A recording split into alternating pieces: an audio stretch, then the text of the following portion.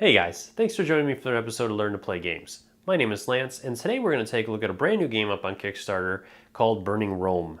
This is a game that was put out by Suntenzu Games, and it is a 2 to 4 player game that is competitive, so each player is working against the other players, or it can be played as a 1 to 2 player game, and it is extremely quick at 15 to 20 minutes each game. It is very, very fast. So in the game, each of the players is going to be stepping into the shoes of some of history's greatest generals. They're going to be fighting off ancient battles against their other player and using their deck of cards to do that. They're going to have different troop cards and tactic cards that they're going to play in different spots that will allow them to combat the other player. And this game can be played in a number of different ways. There are quick rules to this game, so you can just simply grab a deck of cards that is pre-constructed and jump right in and go against your opponent.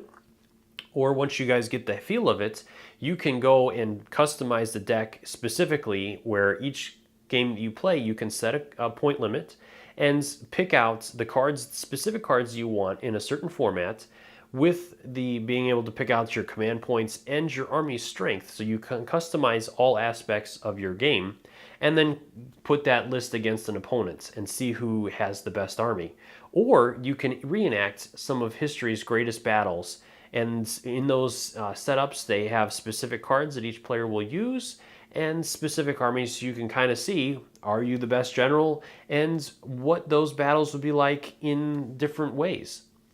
So my opinion of the game so far has been pretty good. I've enjoyed it. It is super fast. Let me tell you guys, this game really does fly, and the rules are set up very easy. It's a very easy game to play. And if you like collectible card games and things like that, like Magic or some of the other games that are out there, I would highly recommend checking this one out, as I definitely feel like it'll grab your attention. It has those deck building elements where you're going to be constructing your deck to a specific way that you want to play, and it allows you to do that, but where you play so fast. This game really is very, very, very quick. Other than that, like I said, there's plenty of customization to it. Each deck that this game comes with has 54 cards in it, so if you play the Romans, you have 54 cards to work with to construct your deck in any way that you want to, really. On top of that, it does let you customize not only your army strength, which is the number of hit points you basically have, but also the amount of command points that you go into with. So when you're customizing, you really do get to customize everything, unlike some of the other games that are out there that have very set amounts on some of those things. This one really does let you customize every aspect of the game, which is really interesting. From there, then it also provides you with scenarios that will allow you to play some of the ancient battles. And so if you don't want to necessarily customize a deck for yourself, you can use the customized decks that they provide in those scenarios and play some of those ancient battles. And each one of them does a little bit different things as well. So they work a little bit differently and have different things that you'll be able to interact with as well. So I would definitely recommend checking this game out. And let's go ahead and head to the table, and I'll show you guys what this one's all about. In Burning Rome, there are going to be two different types of cards your deck is comprised of. You have troop cards and tactic cards. Each of these cards is going to have all the information on it that you need. So starting with the troop cards here, you have the name of the troop in the middle, you have its attack power and defense power, its scrimmage power and siege power, then you have its command point cost to bring it onto the field, and the faction that it's associated with, and then any special abilities it has. And then finally at the bottom is a number that will be used in later expansions. For this particular base game, you will not need to know those. And then you have the tactics cards, which again will have the listing of the tactic at the top, how many command points it is to use it, the faction that it's associated with, and the effects that that card has. For board setup, the first thing you're going to do is place the turn counter in the middle of the field, and then each player will have their own score sheet that they'll have, and you want to leave enough space for up to 3 cards to be in each section, which we're going to cover in a minute. Each player will receive 2 tokens that they will place on 13 for their army strength and 9 for their command.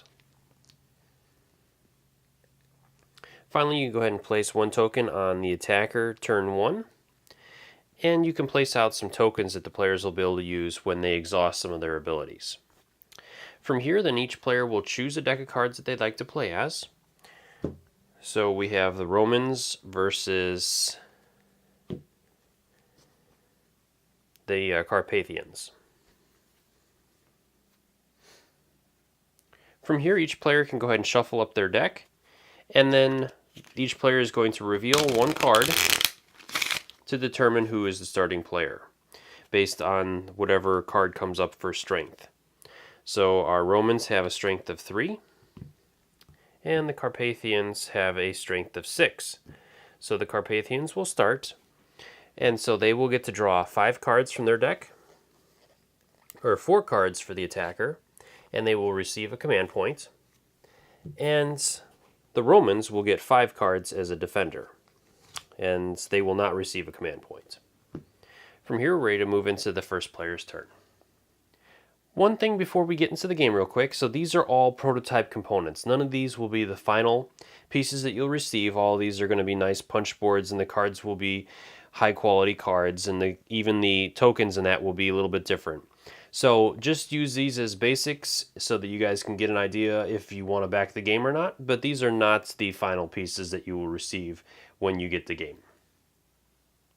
So at the beginning of a player's turn, the first thing they can do is either decide to gain 2 command points or to draw a card.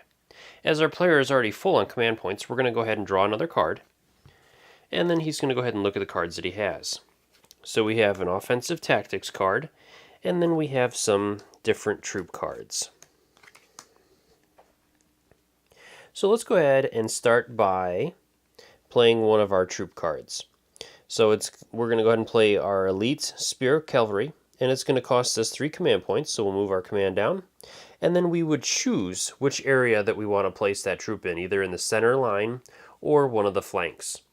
So we're going to go ahead and place him in one of the flanks, and his card does have a special ability which we can use once per turn, and it says that we can spend 1 command point to draw 1 card. So we're not going to do that right now. And then we're going to go ahead and spend 2 more to place this light infantry.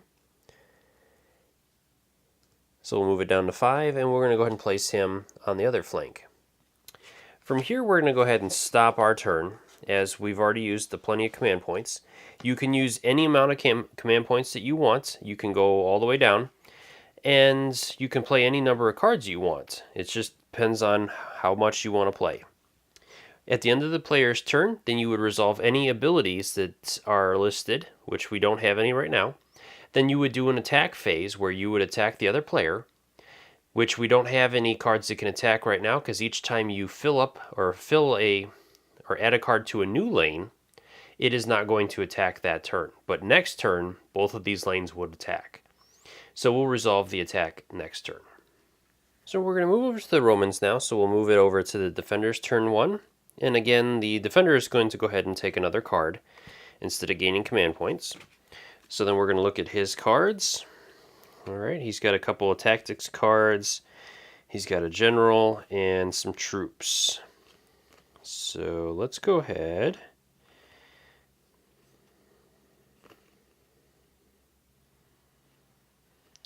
All right, so let's go ahead and play this tactics card. It's going to cost us 1 command point. And it just gets played off to the side, and it says that we get to choose one. We can play 1 infantry unit for free, or we can gain 3 army strength. So let's go ahead and play an infantry unit for free. So we're going to go ahead and play this elite melee infantry. And we'll go ahead and go there. Then once we've done that, then this card will go at the bottom of our card deck. And let's see if we have anything else to play. We're going to go ahead and play our general here. 1, 2, 3 command points. And with him, when he comes out, the first time he's played, we get to draw 2 new cards. So we'll go ahead and draw 2 cards. And I think we're good there. So our turn will be done. And again, since we just placed troops in our 2 flanks, then those troops will not attack this turn. So we'll move the counter up, and it'll be our next player's turn. Moving back over to the Carpathians' second turn, we're going to go ahead and gain 2 command points this time, instead of drawing a card, and then we're going to use our troops ability. So we're going to go ahead and mark the troop, and it lets us spend 1 command point to draw 1 card. From here, then we're going to go ahead and play another card. So it's going to cost us 2 command points, and we're going to go ahead and play it right there. So this one says, if played on a flank, deal 2 damage to the enemy army. So we did play it on a flank, so our Roman army over there is going to take 2 damage. And I think we're pretty good there. So then we're going to go into the combat phase. So our elite spear cavalry is going to go ahead and deal 3 damage on this side, but our elite melee infantry are going to block 3 of that. So our player will not take any on that side. And then over here, we have 1 attack from our light missile infantry, and then our auxiliary missile cavalry is going to support with 3 on top of that. So we'll do 4 damage. Our general can stop 2, but our player will take the other 2 damage from that. And so that will be the end of our Carpathian turn. So then we're going to go back over to our Romans for their second turn. Moving into the Roman second turn, we're going to go ahead and gain 2 command points. And then we're going to go ahead and start by playing some cards. So we're going to do an offensive tactics card. And this one says that we can choose one. We can either return 1 enemy beast to the enemy, and the enemy would gain 1 command point, or we can deal 3 damage to the enemy army. So let's go ahead and do that. We're going to go ahead and deal 3 damage. So that brings our other player to 10. And then this card will go back to the bottom of our deck.